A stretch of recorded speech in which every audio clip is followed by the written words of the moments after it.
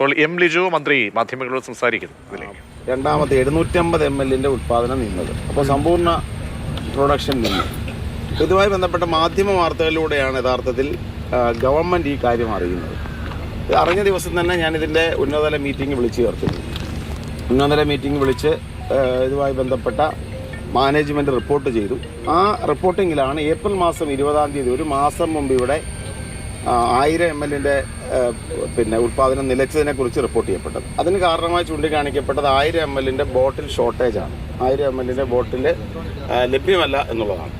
രണ്ടാമത് 750 ml ബോട്ടിലുകളുടെ ലഭ്യതയ്ക്കൊപ്പം തന്നെ അത് ബോട്ടിലുകൾ ലഭ്യമാണെങ്കിൽ അതിൻ്റെ ഷോർട്ടേജ് ഉണ്ട്. അത് കൂടാതെ ഇവിടെ ബോർഡുകളും സ്റ്റിക്കറുകളുടെയും പ്രൊഡക്ഷൻ ഇല്ലാത്തതുകൊണ്ടാണ് 750 ml ഉൽപ്പാദനം നിലച്ചത് എന്നുള്ളതാണ് അന്ന് റിപ്പോർട്ട് ചെയ്യപ്പെട്ടത്.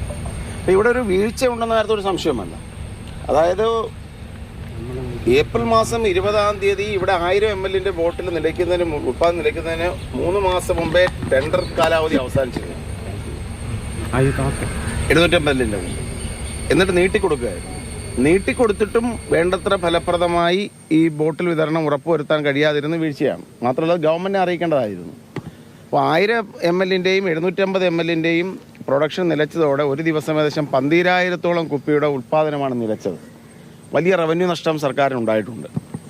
അത് റിപ്പോർട്ട് ചെയ്യിക്കപ്പെട്ട സാഹചര്യത്തെക്കുറിച്ച് അന്വേഷിക്കാൻ അതിൻ്റെ റവന്യൂ നഷ്ടം കണക്ക് കൂട്ടാൻ ടാക്സ് സെക്രട്ടറി ചുമതലപ്പെടുത്തിയിട്ടുണ്ട്.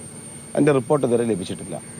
എന്താണെങ്കിലും അതിനുശേഷമാണ് നടപടികളിലൂടെ ഇവിടെ ഉൽപ്പാദനം പുനരാരംഭിക്കാൻ ആവശ്യമായ നടപടി സ്വീകരിച്ചത്. ഇന്ന് ഉൽപ്പാദനം തുടങ്ങിയത്. അതുകൊണ്ടാണ് ഞാനിന്ന് ഇവിടെ നേരിട്ട് വന്നത്. അല്ലാതെ എന്താണെന്ന് അന്വേഷണം നടക്കുകയാണ്. തീർച്ചയായിട്ടും അത് എന്താണെങ്കിലും ഒരു ഇത്രയും പ്രധാനപ്പെട്ട ഒരു പൊതുമേഖലാ സ്ഥാപനം ഒരു ദിവസം തന്നെ ലക്ഷക്കണക്കിന് രൂപയുടെ വരുമാനം സർക്കാരിന് തരേണ്ട ഒരു സ്ഥാപനത്തിൻ്റെ ഉൽപ്പാദനം നിലച്ചത് ഗൗരവതരമായിട്ട് തന്നെയാണ് സർക്കാർ കണക്ക് കൂട്ടുന്നത്.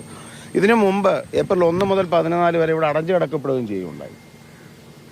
അതിനെക്കുറിച്ചും അന്വേഷിക്കുന്നുണ്ട്. ഇടയ്ക്കിടയ്ക്ക് ഇവിടെ നടക്കുന്ന അടച്ചിടലുകൾ ഇതൊക്കെ തന്നെ ആരെ സഹായിക്കാനാണ് ഇത്തരത്തിലുള്ള നടപടികൾ ഉണ്ടായിട്ടുള്ളതിനെക്കുറിച്ച് കൂടി ഗൗരവമായി ആലോചിക്കുന്നുണ്ട്. എന്തായാലും ഒരു പ്രൊഫഷണൽ മാനേജ്മെൻറ്റ് ഈ സ്ഥാപനം, ഇതിന് മാത്രമല്ല മലബാർ ഡിസ്റ്റിലറീസിലും സമാനമായ സാഹചര്യങ്ങൾ ഉണ്ടാകാതിരിക്കാനുള്ള കാര്യങ്ങൾ ചെയ്യുന്നുണ്ട്. ഈ ഗവൺമെൻറ് എന്താണെങ്കിലും കേരളത്തിൻ്റെ പൊതുഖജനാവിലേക്ക് സംഭാവന ചെയ്യുന്ന പൊതുമേഖലാ സ്ഥാപനങ്ങളെ അഴിമതിരഹിതമായി ഏറ്റവും സുതാര്യമായി കാര്യക്ഷമമായി നടത്തുക എന്നുള്ളതാണ് ഗവൺമെൻറ്റിൻ്റെ നയം. അതെന്തായാലും നടപ്പിലാക്കും. അതിനെ സംബന്ധിച്ചും പരാതികൾ ഉയർന്നു വന്നിട്ടുണ്ട്. നമ്മൾ അതിനെക്കുറിച്ച് അന്വേഷിക്കുന്നുണ്ട്. എന്താണെങ്കിലും ഇതെല്ലാം തന്നെ ഫലപ്രദമായി അന്വേഷിക്കാൻ തീരുമാനിച്ചിട്ടുണ്ട്. ഇതൊരു 100 ഏക്കറോളം സ്ഥലം കിടക്കുന്ന ഒരു സ്ഥലമാണ്. യഥാർത്ഥത്തിൽ പാർക്കിംഗ് നിലം പോലെയാണ് ഇപ്പോൾ നിലവിലുള്ളൊരവസ്ഥ. അല്ല, ഞാനതെല്ലാം പറഞ്ഞല്ലോ. ഇവിടെ ഇപ്പം ആദ്യമായിട്ടാണ് മന്ത്രിയായിട്ട് ഞാൻ ആദ്യമായിട്ട് ഇവിടെ വരുന്നത്. ഇപ്പോൾ വന്ന് കണ്ടപ്പോൾ തന്നെയുള്ള സ്ഥിതിയെക്കുറിച്ചാണ് എനിക്ക് മനസ്സിലാവുന്നത്. 100 ഏക്കറോളം സ്ഥലമുണ്ട്. അത് ഫലപ്രദമായി ഉപയോഗപ്പെടുത്തണം.